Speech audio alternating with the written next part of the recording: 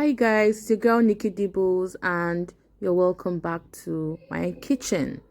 Today I'm going to be showing you how I made this delicious Asun pasta inspired by my forever love for Asun.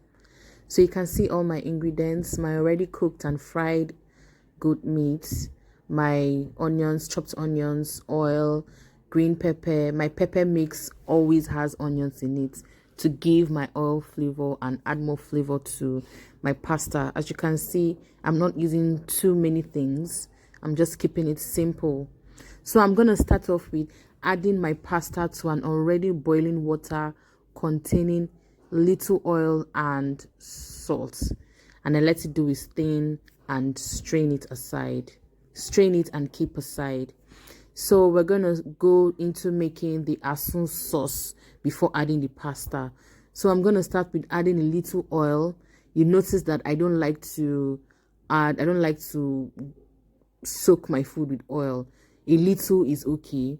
So I add my pepper mix, switch it around the pot, let it fry a little bit before I add my maggi. I like to use no cubes, so if you're trying to get the same taste like I did, so just use two, not too many. I don't like to cook with too many maggi. So after that, letting it fry a bit, I add my goat's meat. I make sure that I boil this meat very well because I don't like hard meats before frying. So yeah, after this is done, I just make sure that it marinates with each other very well so that the taste can come out well, or whatever you chefs are calling it these days. So after that, I add some of my pasta, my already set aside pasta.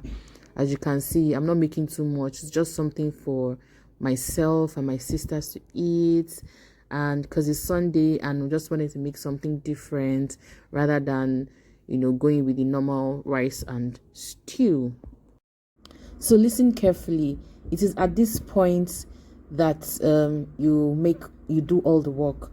So now, because I did not want to make a pasta that was dripping with sauce, I just wanted everything to be just right. I didn't want anything excess. I just wanted us to eat and eat at once. So at this point, you have to make sure that everything is mixed properly. You see how long it took?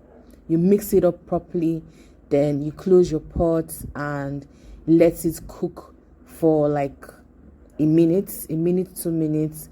Then you add your green pepper and you mix it up again. Make sure everything goes round. You add your onions as well. I add this second onions.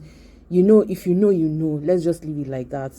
Okay? So you mix it up again. Make sure everything is together so that the end game is gonna be delicious. So there you have it, the best Asun pasta ever, my version. No. So are you going to try my recipe? Just for you and your boo. This is stingy couples association. Okay, so I'm just gonna portion this, and honestly, after portioning this, I still threw all of this inside the place. I just put it in for aesthetics and just to show you guys. And here I am enjoying the fruits of my labor. What did you think, that I would just go through all the stress of cooking this and I won't eat it? I'm not a chef.